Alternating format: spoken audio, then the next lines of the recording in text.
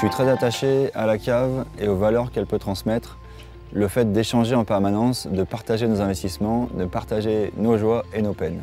Cette année, nous avons démarré sur une pousse très faible, avec des conditions météorologiques pas faciles, du froid, très peu de soleil, beaucoup de pluie.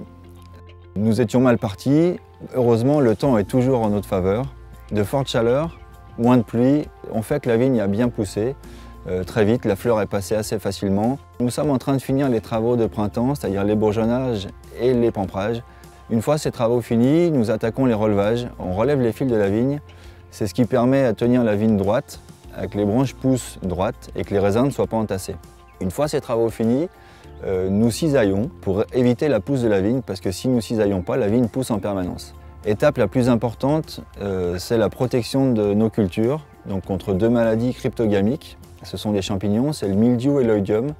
Donc nous traitons en préventif pour éviter d'avoir notre récolte détruite par ces maladies.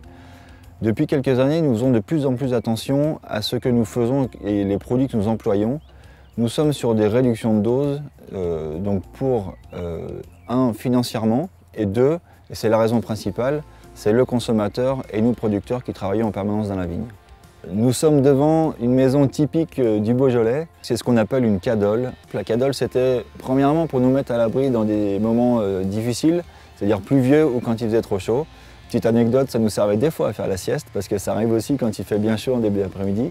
Et puis surtout pour les vendanges, on avait souvent l'habitude, quand les vignes étaient loin, c'est d'apporter à manger et de pouvoir déjeuner dans la cadole.